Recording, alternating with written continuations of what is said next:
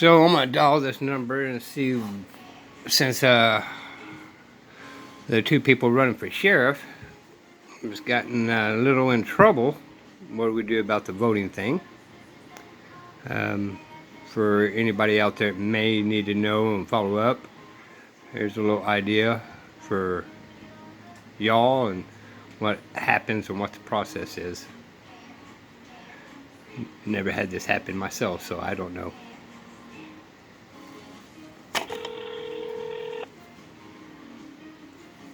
District Clerk's office, this is Lisa. May I help you? Yes, Lisa, I have a question. I wondered if you can help me. I'll try. Alrighty, so we had the sheriff and an officer got in trouble, but they both was running for sheriff for Callahan. I know they're going to still be on the ballot. From what I'm gathering, it's illegal to have them canceled off there. For safety's sake, if one of the officers is running, and even though he quit and all that, if they still vote for him, can he still be put back into sheriff? Well, that is going to be a good question for somebody other than me. Let me see if I can find someone that can answer that question. Can you hold on? I can. Okay, hold on. Thank you.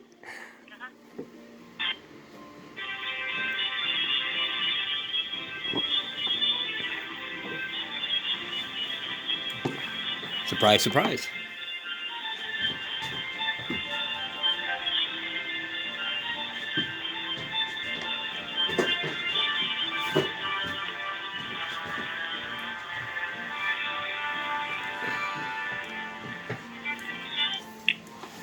Treasurer's office, this is Angie. Can I help you? Yes, I actually have a question because this don't happen every day, as far as I know. Here in Callahan, we got two people running for sheriff, and they both got in a little bit of trouble. But they're on the ballot to be voted in for sheriff. Correct. And legally, the ballot has to stay. It cannot be raised. Correct? Correct. All right. For the primary, the ballot is what it is because there's already ballots out and coming back in by mail and things. So, they're on the ballot and can't be removed. They can't withdraw or anything from there. Therefore, the ballot will stand like it is. Okay. Now, for argument's sake, and this is the tricky question, if the one that quits, but he's still on the ballot, and he gets voted in anyway. What do you mean quit? Quit what? Okay, for us, Foster quit because of the allegations that was upon him. Foley quit his job. He resigned from his police. Job, From the police which station. Doesn't have anything to do with his election. Right, but with the allegation and all that. But since we still vote for him, if we vote for him in, he could still be the sheriff, right? Correct. It could, possibly.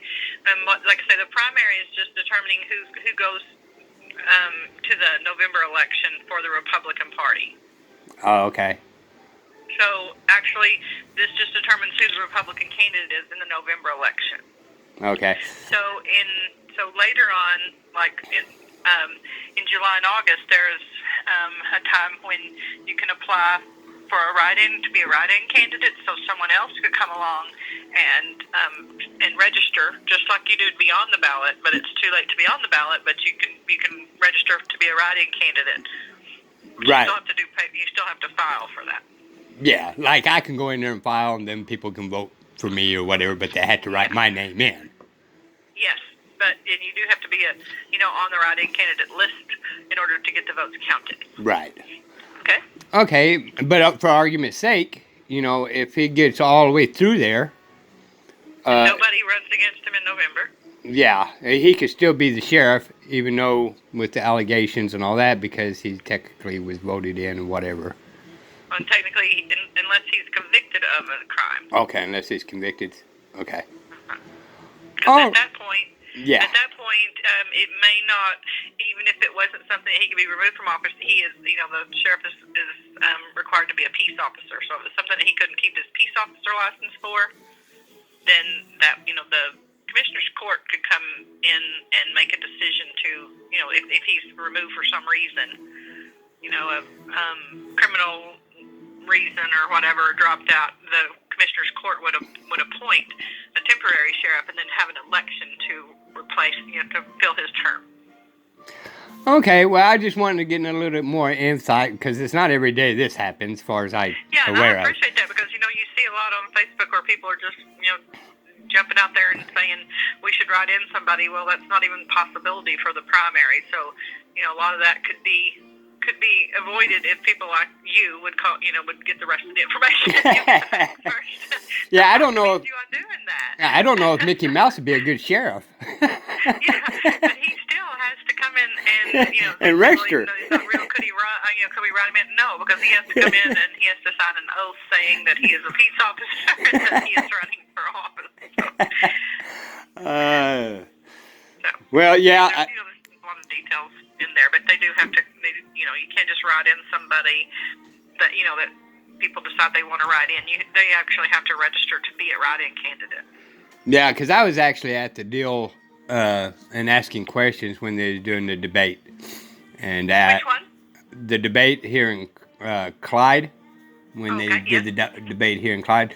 So I asked them both some questions. So I was having a hard time deciding which way to go, but I was like, when this happened, it's like, what is the process, this happening? Yeah, we're still kind of wondering what the process is. Not actually, I can only speak for the elections, but as far as, what is the penalty for that, I'm not really sure where that goes, as far as what happens next for those people.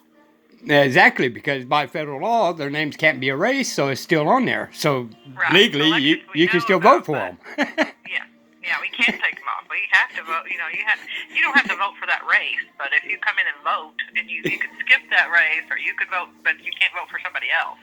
Right. But then again, it's not going to be determined till November. And there's been several people asking, how do I sign up for a write-in candidate? Because obviously, there's a lot of people wanting another choice. Well, and to be honest, I think it should be a little easier on that too.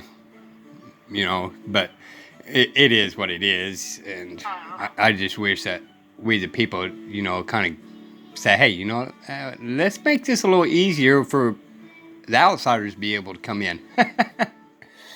And like I say, I think in the sheriff's races, you have to be a licensed peace officer. The rest of them, you don't have to have any sort of background in anything. You could, anybody can run for any office, and I guess you could. I just know that you have to be a peace officer in order to take the oath for sheriff. Alrighty, well, and I certainly appreciate the information you gave me. It kind of cleared a little bit of things up because it's like, once again, it's illegal for them to be out there, but yet you still got two decisions, and one kind of disappeared, and the other one this, and yeah, and like I say, we can't, you can't actually remove anybody unless they've been convicted of a crime. And nobody's been convicted. Everybody's been accused, or some, the other one has admitted to some things that could be an issue, a criminal issue. But is it going to go there, and is the employer going to pursue it? And we don't know. Yeah, and that sounds fair on that, being convicted of the crime first. Yeah. I don't like. Of course, the city of Clyde, has their options of how they want to deal with their employee, and the county has the option, to decide how they want to deal with their employee. So you're not necessarily comparing apples to apples there on, how each one of these has been handled based on what they did or didn't do. Yeah. Alrighty. So it's still a lot of gray area, but the election's pretty black and white. The election code is, on the internet, and it's kind of hard to read, but it is. Yeah, you're going to have to get your dictionary out to read them. Do what? You have to get a law dictionary to be able to read it. Every time I get on there, I call it going down the rabbit hole. I start with an issue, and I end up looking at 4 different places trying to determine what this means and what that means. So I sure don't mind you giving me a call, and if I don't know, I sure will give the Secretary of State a call and find out. Yeah, because I do study the Constitution, then I study a little bit of law and all that, and, you know, to get some type of eyesight and all here that. we deal with the government code. I work in the Treasurer's office, so I'm the Republican chairman. So, we deal with the government code with county business. We deal with election code for elections. We do the penal code for for criminals. There's a code for everything. Well, it looks like, yeah, there is. And it looks like you do a lot of studying. Are you willing to learn? I get a lot of reading in. Well, you want to know something research. You want to know something most people don't know about? What? I would. On the 12th Amendment, we actually are obligated and have the right to decide for the or vote for vice president and the president at the same time. The president legally and constitutionally are not allowed to pick the vice president. Running mate? Yep.